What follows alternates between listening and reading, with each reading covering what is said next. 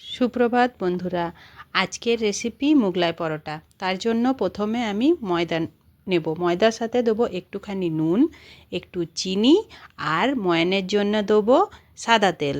ময়ান এই জন্য দেবো যাতে পরোটাটা একটু মুচমুচে হয়। প্রথমে সাদা তেলটা একটু মেখে নেব ময়দার সাথে, তারপর সেটাকে জল দিয়ে মাখবো। জল দিয়ে একটু নরম করে মাখতে হবে, যেমন আমরা আটার রুটির জন্য আটাটা মাখি ওর থেকে একটু নরম। বেশি শক্ত হলে পরোটাটা ভালো হবে না। এই জন্য প্রথমে আমি জল দিয়ে মেখে নিচ্ছি আটাটা। এরপর আমি এটাকে একটা কাপড় ঢাকা দিয়ে রাখবো। এরপর আমি ব্রেড ক্রাম্বস নেব। ব্রেড ক্রাম্বসটা কিন্তু আমি ঘরেই বানিয়েছি, তোমরা চাইলে রেসিপিটা আমি দিয়ে দেবো। এরপর আমি কড়াইয়ে সাদা তেল দেবো আর দেব পেঁয়াজ কুচোনো আর একটু ঝালের জন্য লঙ্কা। আমি কাঁচা লঙ্কাই দিয়েছি। আমি কাঁচা লঙ্কাটা একটু কম দিয়েছি, তোমাদের ইচ্ছে হলে ঝালটা একটু বেশি দিতে পারো। এরপর আমি পেঁয়াজ আর লঙ্কাটা ভাজবো। ভাজা হয়ে গেলে ব্রেড ক্রাম্বসটা দিয়ে ওটাকেও ভাজবো। ওর সাথে দেবো হলুদ আর স্বাদ মতো নুন। এরপর আমি এটাকে আরও কিছুক্ষণ ভাজবো।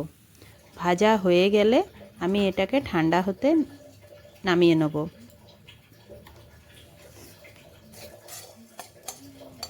এরপর আমি ময়দাটা নেব। ময়দাটাকে লেচি কেটে নেব। লেচি কেটে এরপর এটাকে বেলতে হবে, পাতলা করে বেলতে হবে। প্রথমে এটাকে একটু তেল দিয়ে পাতলা করে বেলবো, তার উপরে ব্রেড ক্রাম্বসটা দিতে হবে। আর তার মাঝে একটা ডিমকে আমি নুন দিয়ে ফেটে নেব। ব্রেড ক্রাম্বসটা দিয়ে দেবো, তার ওপরে দেব ফেটানো ডিমটা।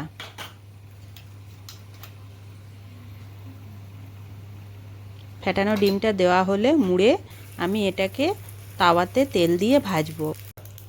ভাজাটা একদম কম আঁচে একটু টাইম নিয়ে ভাজতে হবে। বেশি আঁচে ভাজলে ভেতরটা কাঁচা থাকবে আর বাইরেটা পুড়ে যাবে, তখন আর খেতে ভালো হবে না। তাই দেখো, এটাকে আমি আস্তে আস্তে কম আঁচে বারবার উল্টে পাল্টে সেঁকে নিয়েছি।